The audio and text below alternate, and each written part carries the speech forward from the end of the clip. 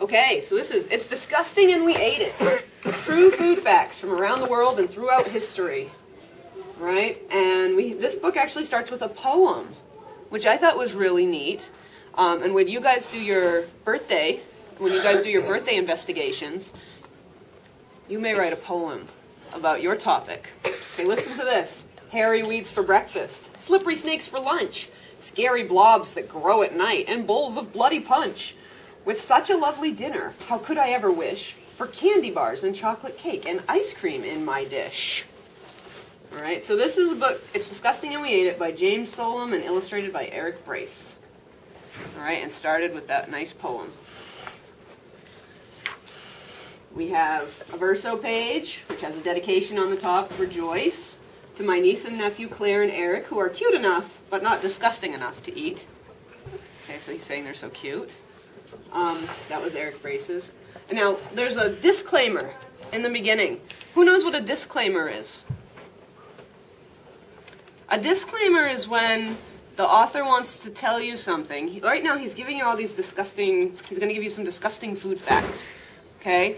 But he's giving you a caution about this. So a disclaimer is a caution. Okay? And a disclaimer says, I'm not responsible for anything you do as a result of reading this book.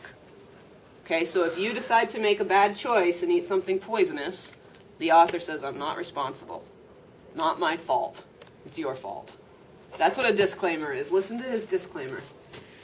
All foods in this book are taken from the diets of real people. So this is nonfiction that I'm reading to you now.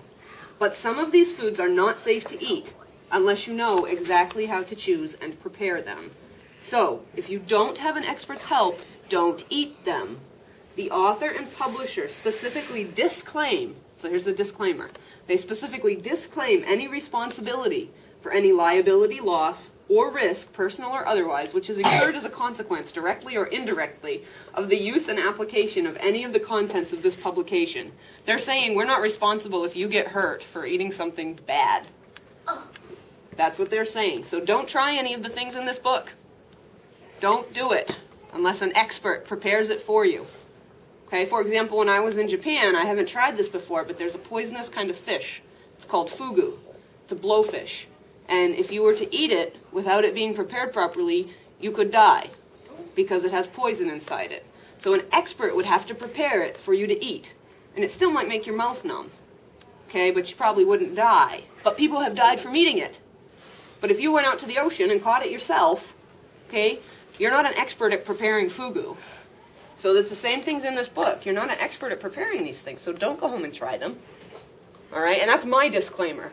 I am not responsible for anything you try as a result of my reading this book. Okay, that is the disclaimer here. It's your own choice, and don't do it. All right? And then on the verso page, we have the verso information, the copyright information. And it also gives a little bit of information about these illustrations. You're going to find these illustrations pretty interesting. It says, although Eric Brace sometimes draws blindfolded, he draws blindfolded sometimes. The illustrations created for this book were done with colored pencils, acrylic paints, a radiograph drawing pen, and unimpaired vision, which means he was looking at it when he did it. Scientists, food experts, and citizens of lands as far apart as New Zealand, Africa, and Norway have taught me much that I have used in this book. And then he gives some thank yous to different people. So there's a lot on this verso page, isn't there? A lot of different things. Even a disclaimer. All right? That's a fun thing to put in the front of the book. All right? And then we've got a table of contents. And let me read the table of contents to you, and then I'll give you a chance to ask a few questions if you have them, or share what you're thinking. We have an introduction. Something's moving in my lunchbox. Part 1, people eat the wildest things. Part 2, from mammoth meatballs to squirrel stew. Part 3, if you think that's sick, look in your fridge. And then it says, the next is, it's disgusting and you can read it, and a bibliography and an index of foods. All right, so questions or sharing your thoughts?